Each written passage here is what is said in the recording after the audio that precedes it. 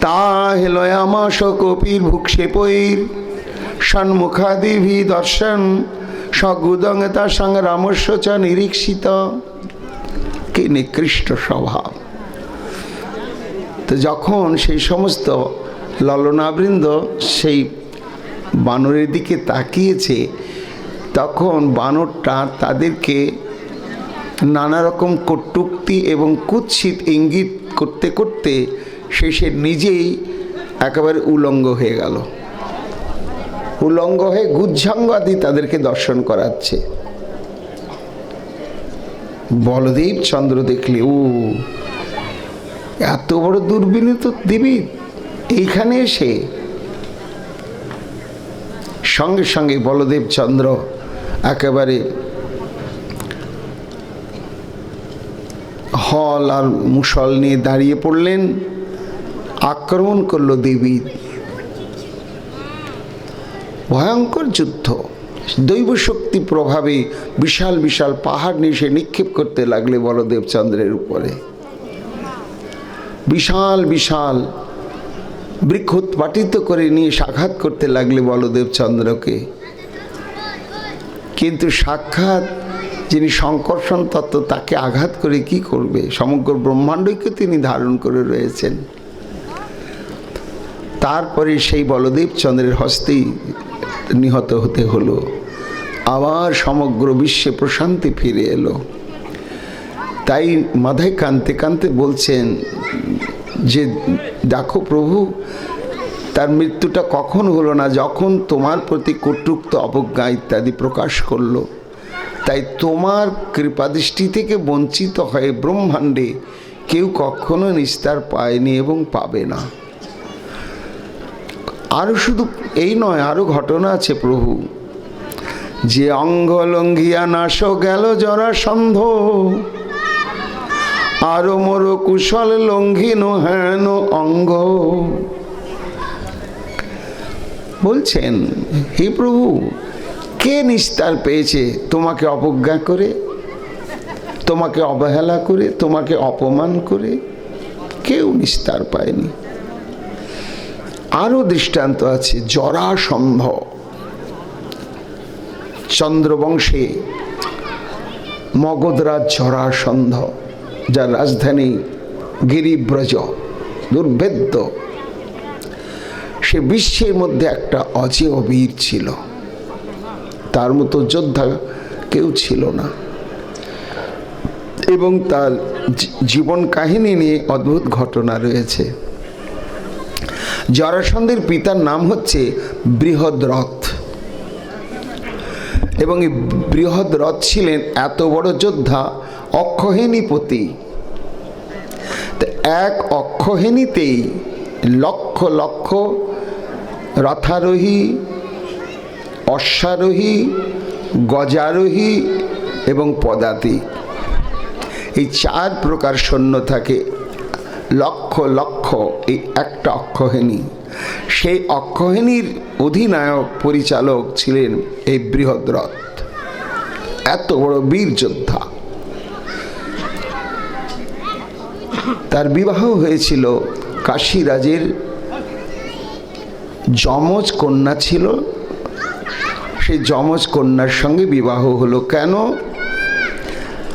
না, কাশীরাজের একটা সংকল্প ছিল যে এরা একসঙ্গেই যখন ভূমিষ্ঠ হয়েছে আর দুজন দেখতে একই রকম এবং তাদের শারীরিক মানসিক ক্রিয়া বিক্রিয়াগুলো একই সঙ্গে প্রকাশ পায়, একজনের যখন শরীর অসুস্থ হয়ে যায় আরেকজনের হয়ে যায়, তখন কাশীরাজ দেখলেন এই একজনের সঙ্গেই দুজনকে বিবাহ দিতে হবে।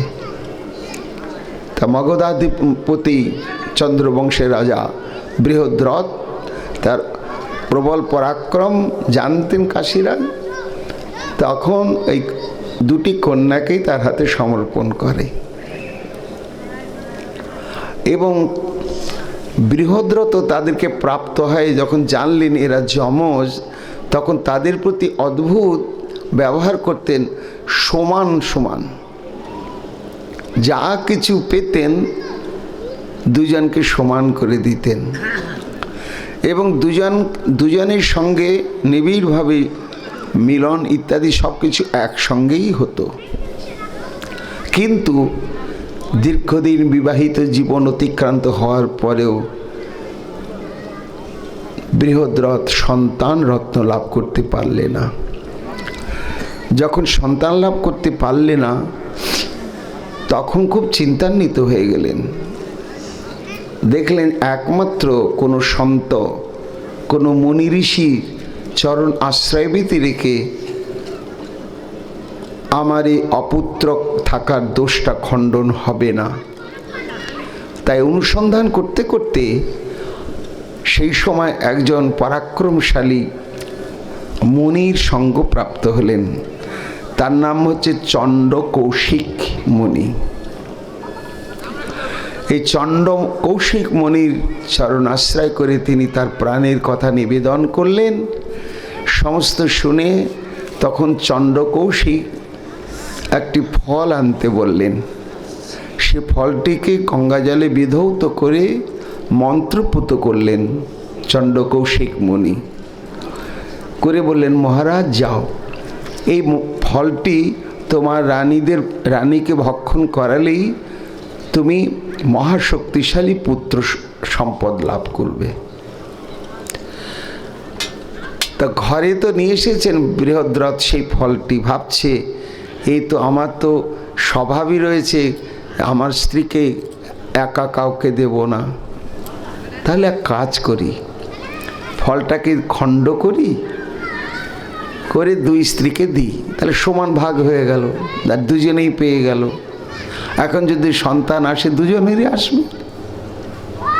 আর হলো তাই। এইবার ফলটিকে যে সমান ভাগ করে দুই স্ত্রীকে ভোজন করিয়ে দিলে সঙ্গে সঙ্গে তার অন্তঃসত্ত্বা হয়ে গেল। ক্রমে ক্রমে গর্ভলক্ষণ সঞ্চার হলো। 10 মাস 10 দিন পরে একই দিনেই দুইজনের প্রসব বেদনা উপস্থিত হয়ে গেল। তা বৃহদ্রথ দেখলেন তো অদ্ভুত ব্যাপার। তখন পাশাপাশি দুটি সূতিকা গৃহ, সেই সূতিকা গৃহে দুটি রানী একই সময়ে একই সঙ্গে সন্তান প্রসব করলেন। কিন্তু করি তার আর্তনাদ করে চিৎকার করে উঠলেন। কেন না, অর্ধ শরীর বিশিষ্ট পুত্র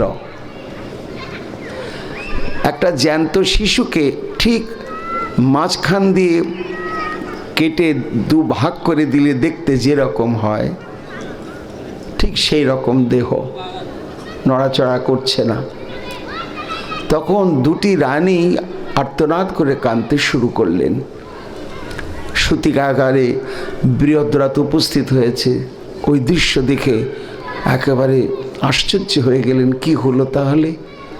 সর্বনাশ, তাহলে কি হবে গো? বলে কি হবে, এ তো আর এদিকে কিছু হবে না, এই খণ্ডিত দেহ, প্রাণের কোনো সঞ্চার নেই। তখন বৃহদ্রথ বললেন, চলো তাহলে কে তোমরা কোলে নিয়ে আমি সঙ্গে যাচ্ছি, শ্মশানে ফেলে দিয়ে আসি। এই বলে তারা শ্মশানে নিয়ে গেল। নিয়ে গিয়ে দুটো খণ্ডিত দেহকে ফেলে দিল। দিয়ে শোক সন্তপ্ত হৃদয়ে, ভারাক্রান্ত মনে তারা দুঃখ প্রকাশ করতে করতে ফিরছে। আর দৈবক্রমেতে এক মৃতদেহ ভক্ষণকারী রাক্ষসী জরা সেই শ্মশানে মশানে ঘোরে।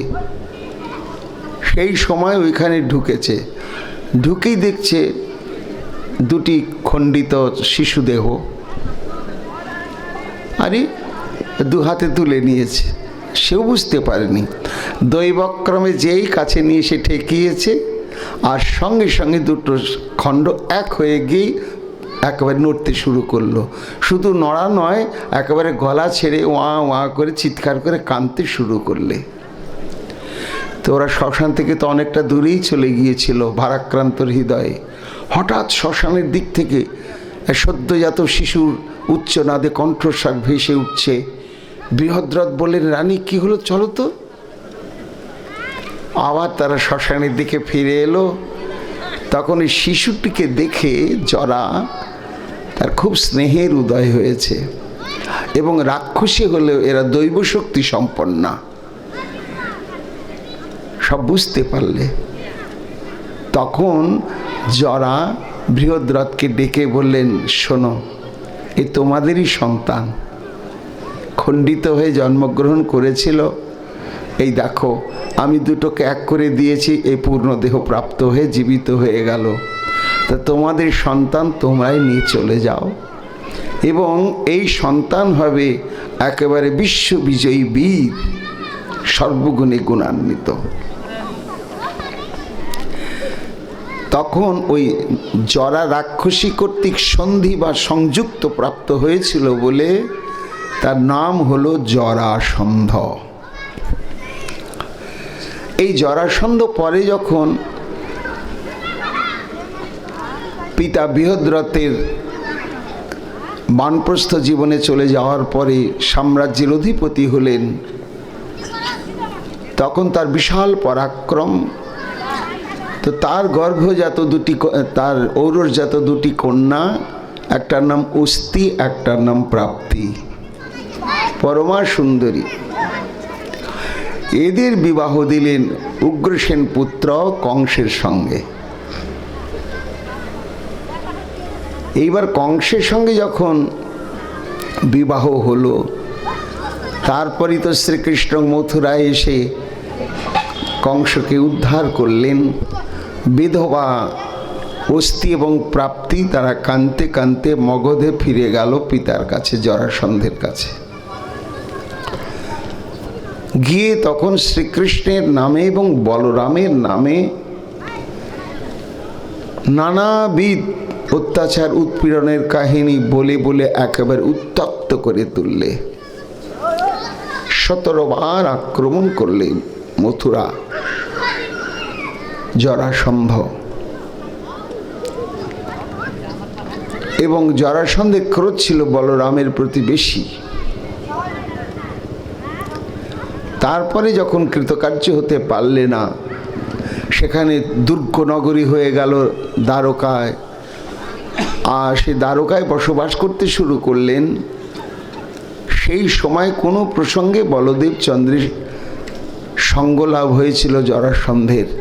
তো বলদেব তত্ত্বকে বুঝতে না পেরে যথেচ্ছভাবে অপমান করেছিলেন জরাসন্ধ।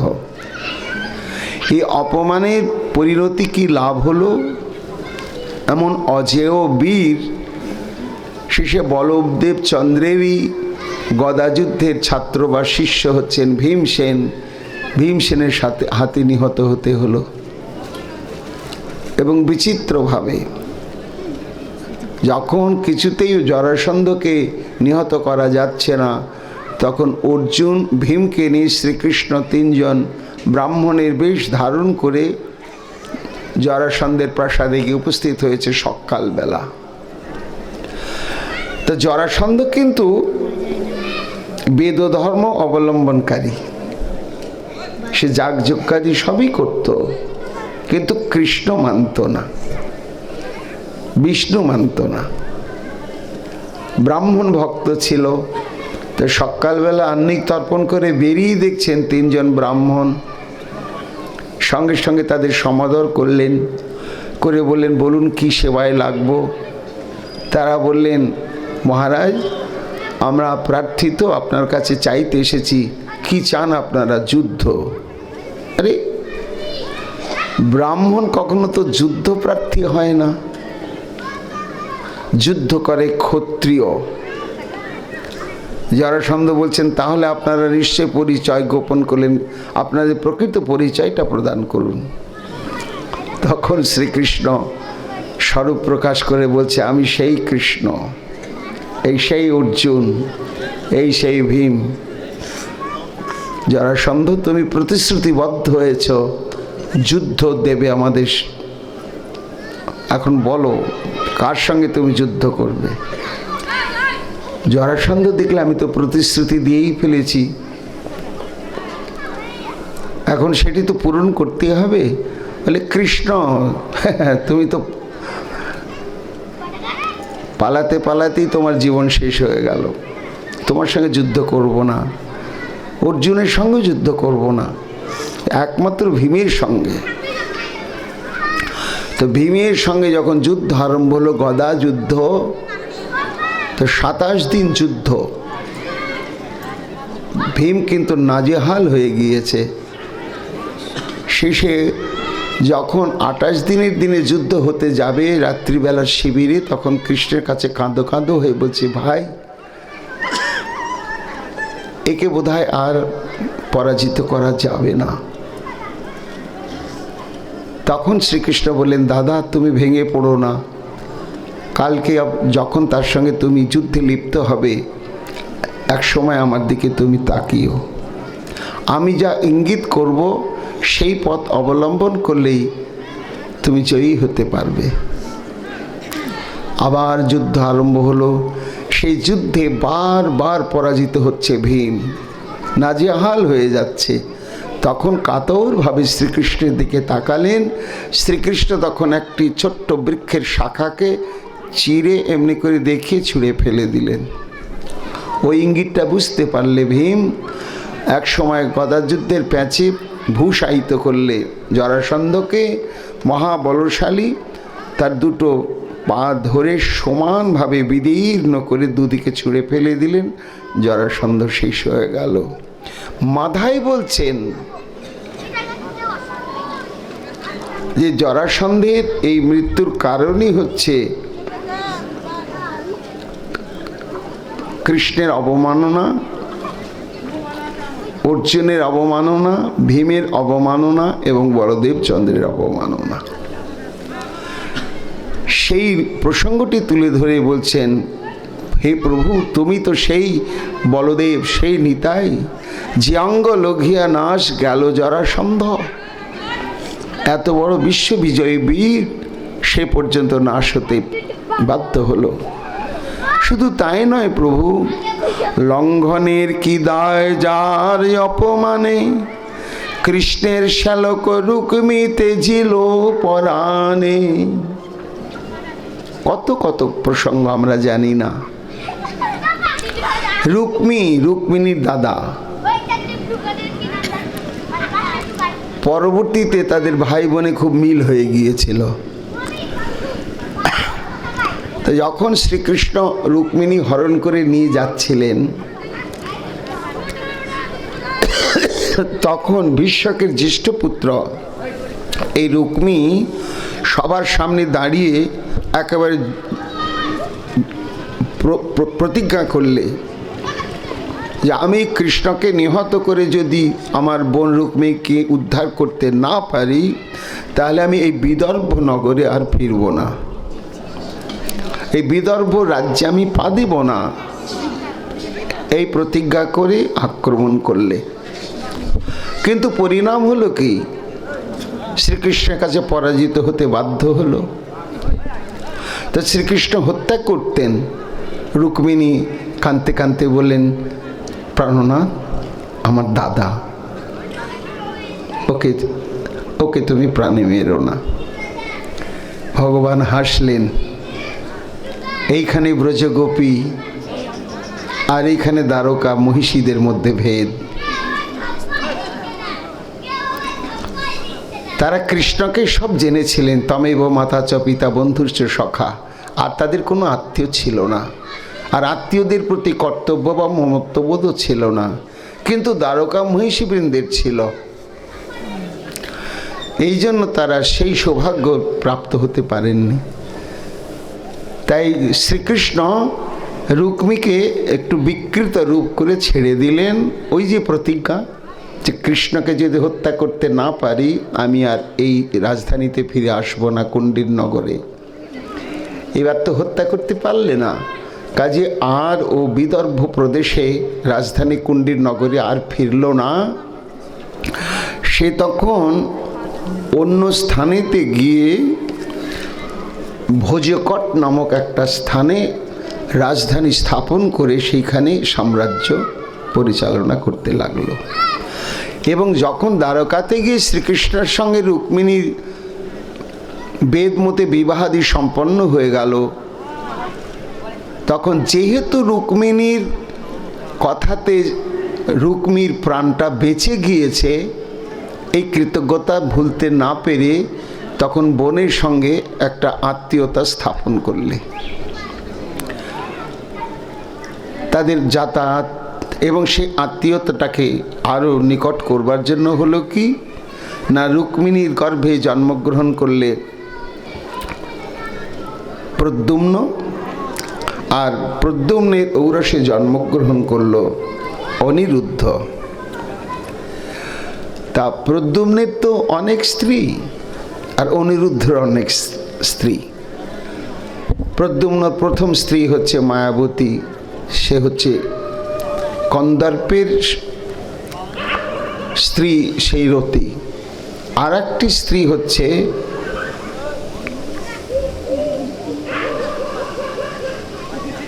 রুক্মবতী। এই রুক্মবতীকে না ওই রুক্মিরই মেয়ে, অর্থাৎ মামাতো পিস্তে তো ভাই বোনের মধ্যে বিবাহ। এইবার হলো কি, রুক্মিণীর শুধু দাদা হলো না রুক্মি, আবার বিয়েই মশাইও হলো। পরবর্তীতে রুক্মি তার যে ছেলের যে মেয়ে, সে মেয়ের সঙ্গে আবার শ্রীকৃষ্ণের বা রুক্মিণীর ছেলে প্রদ্যুম্নের ছেলে অনিরুদ্ধের বিবাহ হলো। তো যখন সেই বিবাহ হলো, বিশাল সাড়ম্বরে বিবাহ উৎসব, পৌত্রী রচনার সঙ্গে বিবাহ হলো অনিরুদ্ধর। সেই বিবাহ সম্পাদন করবার জন্য বলদেব চন্দ্র গেলেন ভোজকট নগরে। এবার বিবাহাদি সুসম্পন্ন হয়ে গেল। হয়ে গেলে প্রাচীনকালে ছিল, এখনও আছে, এই সমস্ত অনুষ্ঠানের পরে একটুখানি আমোদ প্রমোদের ব্যবস্থা হয়। তো সব আমোদ প্রমোদের কি বলে, সব তো সুন্দরভাবে সুসমাধা হয়ে গেল। তা সবাই প্ররোচিত করলো রুক্মিণীকে যে সবাই মিলে বলদেবকে নিয়ে একটু পাশা খেলা হোক। আর বলদেব চন্দ্রের একটা দুর্বলতা ছিল, ভয়ঙ্কর পাশা খেলার একটা নেশা ছিল, কিন্তু কোনোদিনই জিততে পারেন না, কোনোদিনই না। এই যে কোনোদিন জিততে পারবেন না, তবুও পাশা খেলার ডাক পেলেই আমি যে হেরে যাব নিশ্চিত, তবু ছুটে যাবেন, খেলতে বসবেনই বসবেন। এখন পাশা খেলায় বসেছেন, পাশা খেলা আরম্ভ হয়ে গিয়েছে। এখন কৃষ্ণ বিদ্বেষী রাজারা তো মূলত নাশ হলেও চোরা বালির মতন কিছু কিছু রয়েছে। তারা তখন দেখলেন এই তো সুযোগ, তো খেলা যখন হচ্ছে কিনা বারবার বলদেব চন্দ্র হেরে যাচ্ছে। আর যখনই হেরে যাচ্ছে তখনই হাসাহাসি, একটু অপমানসূচক কথা বলা বলি, সেন্টিমেন্টে লাগছে, আবার খেলা হোক, আবার খেলা হোক, আবার খেলা হোক। তো যতবারই খেলা হয় ততবারই বলরাম হেরে যায়। তখন ওই রুক্মির সমস্ত বন্ধু বান্ধব তখন তারা খুব অপমান ব্যঞ্জক সূচক কথার দ্বারা উত্ত্যক্ত করতে লাগলো বলদেব চন্দ্রকে, এবং তার সঙ্গে যোগ দিলে স্বয়ং রুক্মি। চোরাবালির মতন একটু প্রতিশোধ নেওয়ার মানসিকতা রুক্মির ছিল, যে এইবার সব আমার বন্ধু বান্ধব এসেছে, কৃষ্ণকে তো কিছু করতে পারা গেল না, তাই এবার বলদেবকে কিছু করা যায় কি না। এই যখন তারা সম্মিলিতভাবে উত্ত্যক্ত করতে লাগলে বলদেব চন্দ্রকে, বলদেব দেখলেন নায়কিত হচ্ছে রুক্মি। তখন বলদেব চন্দ্র আর স্থির থাকতে পারলেন না, তখন হল এবং মুষলের দ্বারা রুক্মিকে উদ্ধার করে দিলেন। তা বলদেব চন্দ্রকে উপেক্ষা করে, অমর্যাদা করে ব্রহ্মাণ্ডে কেউ নিষ্কৃতি পায়নি এবং পাবে না। কিন্তু দেখো প্রভু, সেই তুমি বলদেব রোহিণী নন্দন, এবার তুমি হয়েছে নিত্যানন্দ। তা তুমি রুক্মিকে সমুচিত দণ্ড দিলে তার প্রাণপ্রাণী, কিন্তু আমি যে তোমাকে সজোরে এমনি করে কলসির কানাটা মেরে রক্ত ঝরালাম, আমাকে তার পরিবর্তে তুমি দিলে অকৈতব কৃষ্ণ প্রেম ভক্তি। এমন তুমি প্রভু, তোমার এই যে নিত্যানন্দ স্বরূপ, সংকর্ষণ স্বরূপের চাইতে তোমার বলদেব স্বরূপটি আরো মহিমামণ্ডিত, আর তার চাইতে তোমার এই যে নিত্যানন্দ স্বরূপ, এই স্বরূপটি আরো অনির্বচনীয় মহিমামণ্ডিত প্রভু। তাই এমন তুমি নিতাই, তোমার জয় হোক। শুধু তাই নয়, তোমাকে উপেক্ষা করে জগতে আরো ধ্বংসপ্রাপ্ত হয়েছে, তার দৃষ্টান্ত শোনো প্রভু। দীর্ঘ আয়ু ব্রহ্মাসন পাইয়াও সুত, তোমা দেখি না উঠিল হইল ভস্মীভূত। লোমহর্ষণ সুত ব্যাসদেবের শিষ্য। সুত মানে হচ্ছে শঙ্কর জাতীয় ব্যক্তিকে বলা হয় সুত, অর্থাৎ এদের মা হচ্ছে ব্রাহ্মণী আর বাবা হচ্ছে ক্ষত্রিয়। একে বলা হয় প্রতিলোমজ। অনুলোম বিবাহটা হয় বর্ণচিত, অর্থাৎ কোনো ব্রাহ্মণ সে ব্রাহ্মণ কন্যাকে গ্রহণ করতে পারে, ক্ষত্রিয় বৈশ্যা শূদ্রের কন্যাকে গ্রহণ করতে পারে। তার গর্ভজাত যে সন্তান সে ব্রাহ্মণই হবে। আর প্রতিলোম হচ্ছে ব্রাহ্মণ কন্যা যদি কোনো ব্রাহ্মণ সন্তানকে বিবাহ না করে ক্ষত্রিয় বৈশ্য শূদ্রাদিদের বিবাহ করে, তখন সেটা হয়ে গেল প্রতিলোম। তার থেকে জাত যে সন্তান সমাজে খুব ঘৃণিত, নিকৃষ্ট রূপে, তার কোনো মর্যাদা থাকতো না, কোনো সভা সমিতি বা কোনো বিদগ্ধ স্থানেতে তার কোনো মর্যাদা থাকতো না। কিন্তু ভগবত ইচ্ছায়, ব্যাসদেবের কৃপায় এই রোমহর্ষণ এরা প্রতিলোমজ, অর্থাৎ নিকৃষ্টভাবে জন্মগ্রহণ করার সত্ত্বেও সুকৃতির অধিকারী হয়েছিল। এর নাম কেন হয়েছিল রোমহর্ষণ? না, যখনই কৃষ্ণ কথা স্মরণ করত, মনন করত বা বলতো, কীর্তন করত বা শুনত, সঙ্গে সঙ্গে প্রেমের উদয়ে সমস্ত শরীর লোমগুলোকে দাঁড়িয়ে যেত, খাড়া হয়ে যেত। এই জন্য এর নাম ছিল রোমহর্ষণ বা লোমহর্ষণ। এবং এদের খুব শ্রুতিশক্তি, যা শুনবে তাই। তা এর আগে ওই সনকাদি ঋষিবিদ্য সহস্র বৎসরের যজ্ঞ দিলেন, শুরু করলেন। এদিকে আহুতি প্রদানের দ্বারা হবনীয় যজ্ঞ চলতে শুরু করলো। আর কথাযজ্ঞটিকে সার্থক করবার জন্য তারা অনুসন্ধান করে করে ব্যাসদেবের শিষ্য এই রোমহর্ষণকে নিয়ে এলেন। এসে বললেন, আপনাকেই এই ভাগবতী কথাযজ্ঞের মূল আচার্য হতে হবে, এছাড়া আর উপায় নেই। বললেন, দেখুন 1000 বছর, তো আমার তো পরমায়ু 100 বছরও নয়। কাজে আমাকে যে আপনারা বসাচ্ছেন, তারপরে আমার কুষ্ঠি ঠিকুজিতে আছে, 100 বছর তো আমি বাঁচবই না, তার আগে আমার খুব উৎকট ব্যাধিও হবে। তো ভাগবতী কথা বলতে বলতে যদি আমি ব্যাধিতে আক্রান্ত হয়ে যাই, মৃত্যুকাল সমাগত হয়, তাহলে এই যে 1000 বছরের সংকল্প, এটা তো পূর্ণ হবে না। ঋষিগণ তখন দেখলেন তা তো বটে। তখন সমস্ত ঋষিগণ তাদের যোগশক্তির প্রভাবে তখন সবাই একটু একটু করে পরমায়ু দিতে দিতে ওই রোমহর্ষণের পরমায়ু 1000 বছর করে দিলেন।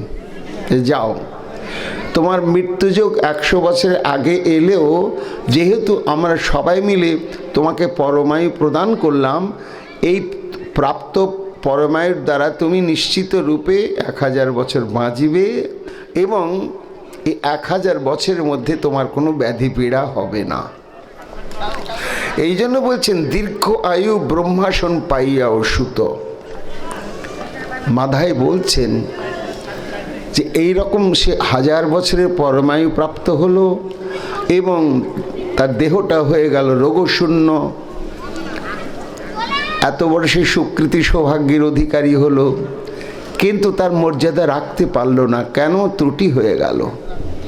তীর্থ পর্যটন প্রাক্কালে যখন বলদেব চন্দ্র সেখানে উপস্থিত হলেন, তখন ভাগবতে রয়েছে সমস্ত ঋষি মুনিগণ সবাই দাঁড়িয়ে পড়লেন। স্বাগতম স্বাগতম স্বাগতম, জয়তু বলদেব চন্দ্র, জয়তু বলদেব চন্দ্র, জয়তু বলদেব চন্দ্র বলতে লাগলেন। তারপরে শীঘ্র শীঘ্র সমস্ত মণিমাণিক্য খচিত আসনাদি নিয়ে এসে বলদেব চন্দ্রকে সেখানে উপবেশন করিয়ে চরণ ধৌত করে নিয়ে মাল্য চন্দনে পাদ্যর্ঘ্যের মাধ্যমে পূজা সম্পাদন করলেন। কিন্তু ওই যে ব্যাসাসনে বসেছিলেন রোমহর্ষণ সুত, সে কিন্তু ভাগবতী কথা বন্ধ করলে না, আর উঠলও না, কে একটু মাথাটা নিচু করে হোক বা হাত জোড় করে একটু প্রণাম সংকেত আদিও করলে না। তখন বলদেব চন্দ্র দেখছেন, তার দিকে তাকালেন। সুত নিকৃষ্ট জাতি, কিন্তু তার কত বড় সৌভাগ্য বলো, কত উঁচুতে বসেছে, আর নিচে সব বেদজ্ঞ ব্রাহ্মণ বৃন্দ রয়েছে। আজকে সে তাদেরও গুরুদেব। এত বড় যে মর্যাদার আসনে বসেছে, আর এই সমস্ত বেদজ্ঞ ব্রাহ্মণগণ আমার তত্ত্ববেত্তা। তাই আমার আগমন মাত্রেন তারা আমাকে অভিবাদনের দ্বারা, পুজোর দ্বারা, স্বাগত সম্ভাষণের দ্বারা আমার মর্যাদা রক্ষা করলে, আর এই বেটা মূর্খ, একটা নিকৃষ্ট জাতিতে জন্ম, সে উঠল না। না ওঠার কারণ কি? না কারণ ছিল। সে কারণ কি হয় না, একই বস্তু পাত্র বিশেষে কখনো সদ্গুণ কখনো বদগুণ প্রকাশ পায়। দুধ, একটা যখন সাধু ভোজন করে তখন সাধুর দেহটা পুষ্ট হয়। একটা চোর যখন ভোজন করে তখন দুধ খাওয়ার পরে চোরটা কি সাধু হয়? চুরি করার জন্য তার দেহটা পুষ্ট হয়ে যায়। তাহলে দুধ কি হয় না, যে ব্যবহার করে তার স্বভাবকে পুষ্ট করে দেয়। তেমনি এই বিদ্যা বস্তুটি এমন যে সৎ লোকে যখন বিদ্যা অধ্যয়ন করে তখন সাধুর স্বভাবটাই তার উজ্জ্বল হতে থাকে।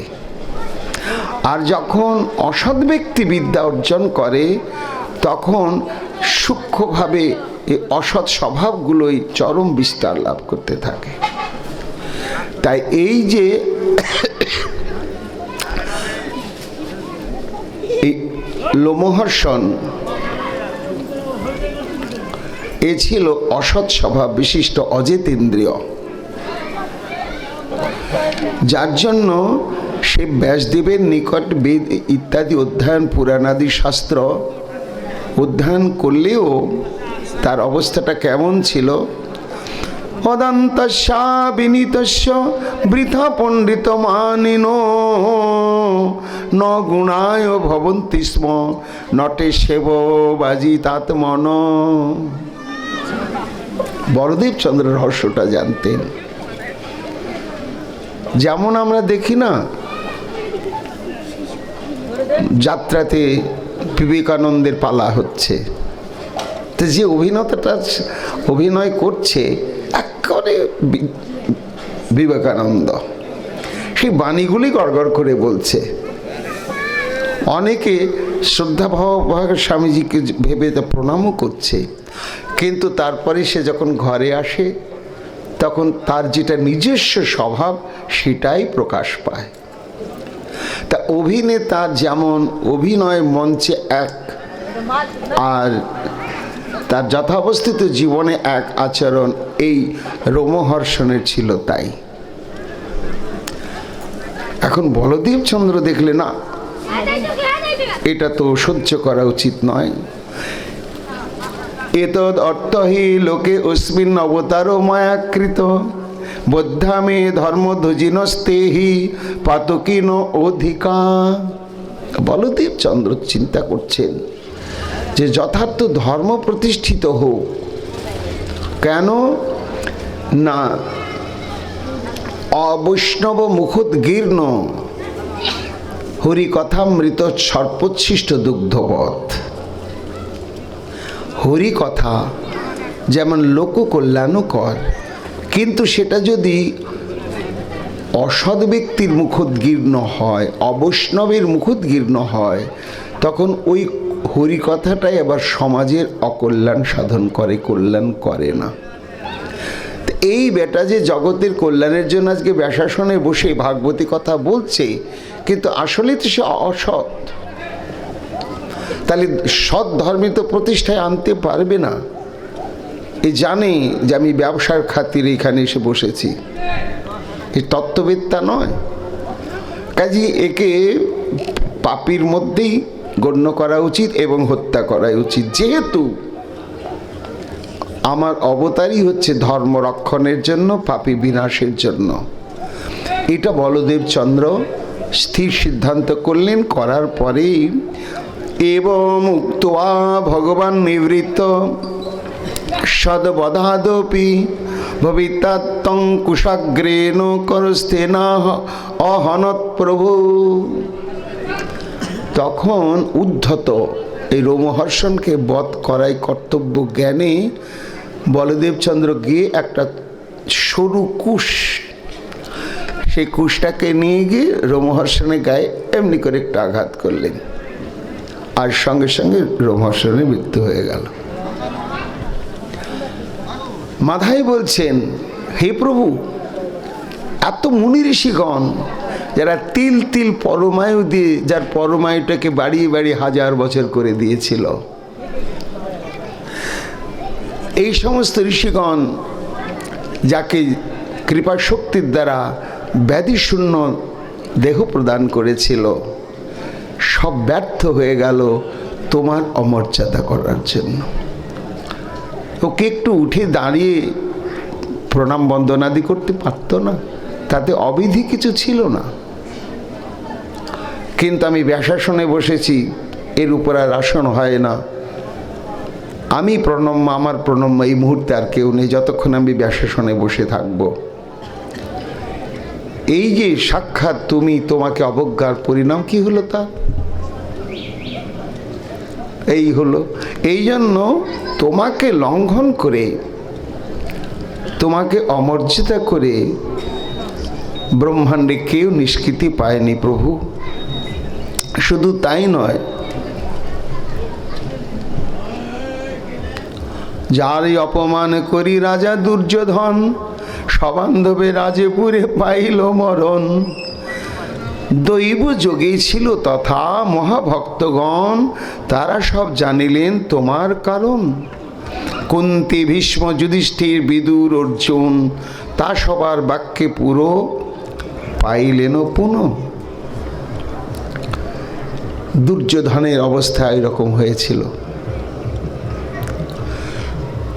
ঘটনাটা কি ছিল না, দুর্যোধনের বিবাহযোগ্যা কন্যা, তার নাম লক্ষণা। তো লক্ষণার স্বয়ম্বর সভার আয়োজন হয়েছে। আমন্ত্রিত, আহুত, অনাহুত, রবাহুত সব রাজকুমার বৃন্দ সব এসে উপস্থিত হয়েছে। তা দৈবক্রমে শ্রীকৃষ্ণের পত্নী জাম্বুবতী, আমরা গতকাল বলেছি, সে জাম্বুবতীর ছেলের নাম হচ্ছে শাম্ব, সেখানে গিয়ে উপস্থিত হয়েছে। যেই উপস্থিত হয়েছে, এবার বরমাল্য নিয়ে লক্ষণা ঘুরতে ঘুরতে ওই শাম্বর দিকে দৃষ্টি পড়তেই তার পছন্দ হয়ে গিয়েছে। শাম্বকে বরমালাটা পরিয়ে দিয়েছে। আর যখন দিয়েছে, এইবার তাহলে লক্ষণা হয়ে গেল শাম্বের পত্নী। শাম্ব বলছে তাহলে চলো যাই। তো লক্ষণাকে নিয়ে যখন দ্বারকার দিকে যাচ্ছে, দুর্যোধন দেখলে এই রে, সেই ছলিয়া কৃষ্ণ, নাটের গুরু। আর তার বংশের যাচ্ছে আমার মেয়ে, এই ধরো ধরো ধরো ধরো ধরো ধরো ধরো। একেবারে যত যত বড় বড় বীর তারা একেবারে অস্ত্র শস্ত্র নিয়ে ঝাঁপিয়ে পড়লে, নিরস্ত্র শাম্ব ঘিরে ধরলে, বেঁধে একেবারে নিয়ে এসে জেলখানায় রেখে দিলে। এই সংবাদ দ্বারকায় পৌঁছার সঙ্গে সঙ্গে ক্ষিপ্ত হয়ে গেলেন উগ্রসেন। এত বড় অন্যায় মেনে নেওয়া যায় না, দুর্যোধনের এত বড় বুকের পাটা না। আর কৈফিয়ত চাই নেই, যুদ্ধ ঘোষণা। এই বলেই সব সৈন্য সেনাপতিদের প্রস্তুত করা হচ্ছে, তাদেরকে সেখানে প্রেরণ করা হবে। বলদেব চন্দ্র দেখলে এই রে, আবার তো একটা কুরুক্ষেত্র আরম্ভ হয়ে যাবে, মহা মুশকিল। তখন উগ্রসেনকে বুঝিয়ে টুইচে বলেন, আমি একটু দেখি আপোষে এটাকে মীমাংসা করা যায় কি না, চেষ্টা করতে তো দোষ নেই। কাজে আপনি একটু ধৈর্য ধারণ করুন। তখন বলদেব চন্দ্র কতিপয় ব্রাহ্মণকে নিয়ে হস্তিনাপুরের প্রাসাদে প্রবেশ করলেন না, রাজধানীর বাইরে ছাউনি করে সেখানে কয়েকজন ব্রাহ্মণকে পাঠিয়ে দিলেন যে বলো আমি এসেছি, দুর্যোধন একবার এসে দেখা করুক। আর এটা তো একটা অবৈধভাবে স্বয়ম্বর সভা, সেখানে স্বাধীনতা রয়েছে যে স্বয়ম্বরা কন্যা যার তার গলায় মালা পরানো। তো শাম্ব তো তাকে বলপূর্বক চুরি করে নিয়ে যাচ্ছিল তা তো নয়। লক্ষণা তার গলায় বরমাল্য দিয়েছে, এবার তো সে তার পত্নী, সে তো নিয়ে যেতেই পারে। আর তার সঙ্গে কোনো অস্ত্র শস্ত্র নেই, কোনো রথ নেই। এমতো অবস্থায় কি অবিবেক! লক্ষ লক্ষ সৈন্য সামন্ত নিয়ে একেবারে ঝাঁপিয়ে পড়ল শাম্বের উপরে দুর্যোধন। এটা কি উচিত হলো? কাজেই দুই পক্ষেরই অমঙ্গল হবে, এটা মেনে নিয়ে একটা আত্মীয়তা স্থাপন করাই ভালো। এইটা দুর্যোধনকে বলো, আর এসে আমার সঙ্গে দেখা করুক, সামনাসামনি আলোচনা হয়, এটা মিটমাট হয়ে যাক। যেই সংবাদ প্রেরক গিয়ে দুর্যোধনকে সংবাদ বললে, একেবারে তেলে বেগুন জ্বলে গেল দুর্যোধন। বলে কখনোই না, এটা কিছুতেই মেনে নেওয়া হবে না। এই বলে ওই বলদেব চন্দ্র এসেছেন শুনে বলদেব মাতাল, সারাদিন মদ খেয়ে পড়ে থাকে, ও কি বোঝে, এই ইত্যাদি নিন্দা করতে শুরু করলে। করতে করতে করতে করতে দেখলি বলদেব চন্দ্র, ওহো এ তো পাপ একেবারে পূর্ণ হয়ে গেছে, তো দাঁড়াও, তোমাকে এইভাবে শেষ করব না। তখন লাঙ্গলটা দিয়ে অত বড় কলকাতা শহরের চাইতে বড় রাজপ্রাসাদ হচ্ছে হস্তিনাপুর। তা গোটা ওই রাজধানীর শহরটাকে এমনি করে তুলে সেখানে ছিল লক্ষ যোজন বিস্তৃত গঙ্গা।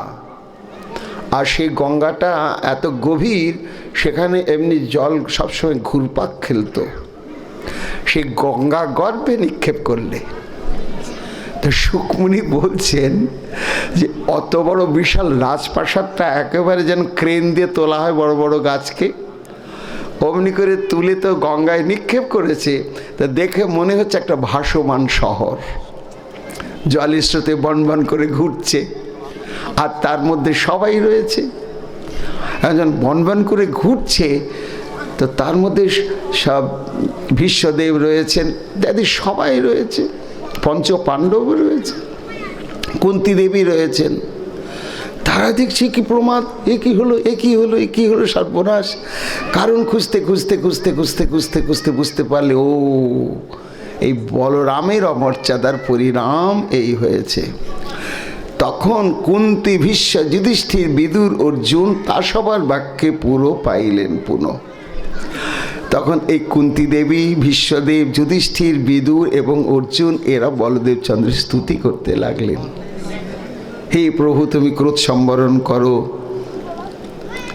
বহুক্ষণ স্তুতি করার পরে কুন্তী দেবীর কথায় তখন বলদেব চন্দ্র আবার সেটাকে নিয়ে গিয়ে যথাস্থানে স্থাপন করলেন। তখন প্রাণ বাঁচল দুর্যোধনের। সেই ঘটনাকে তুলে মাধাই বলছেন, সেই বলরাম তো প্রভু তুমি। তা দেখো, তোমাকে তো একটু কটূক্তি করে অপমান অমর্যাদা করেছিল, তাতেই তুমি তাকে দণ্ড দেওয়ার জন্য একেবারে সমগ্র প্রাসাদটা ধরেই তুমি গঙ্গা গর্ভে নিক্ষেপ করলে। আর আমি তোমাকে শুধু অপমান কটূক্তি করিনি, তোমাকে আমি সরাসরি আঘাত করেছি, কিন্তু বিনিময়ে কিন্তু তুমি আমাকে বুকে তুলে নিলে, সে অনর্পিত বস্তু তুমি আমাকে প্রদান করলে প্রভু। যার অপমান মাত্র জীবনের নাশ, মই দারুণের কোনো লোকে হইবে বাস। বলিতে বলিতে প্রেমে ভাসয়ে মাধায়, বক্ষে দিয়া শ্রীচরণ পড়িল তথায়। আর স্তুতি করতে পারছে না, রুদ্ধবাক হয়ে গেল মাধায়। তখন চরণ তলে শয়ন করে নিতাই চাঁদের চরণটাকে বক্ষের মধ্যে জড়িয়ে ধরেছে। যে চরণ ধরিলে না যায় কভু নাশ, পতিতের ত্রাণ লাগে যাহারও প্রকাশ। শরণাগতের বাপ কর পরিত্রাণ, মাধায়ের তুমি সে জীবন ধন প্রাণ। জয় জয় জয় পদ্মাবতীর নন্দন, জয় নিত্যানন্দ সর্ব বৈষ্ণবের ধন। জয় জয় অক্রোধ পরমানন্দ রায়, শরণাগতের দোষ ক্ষমিতে জুয়ায়। দারুণ চণ্ডালময়ী কৃতঘ্ন গোক্ষর, সর্ব অপরাধ প্রভু মোর ক্ষমা কর। মাধায়ের কাকু প্রেম শুনিয়া স্তবন, হাসিয়ে নিত্যানন্দ রায় বলিলা বচন।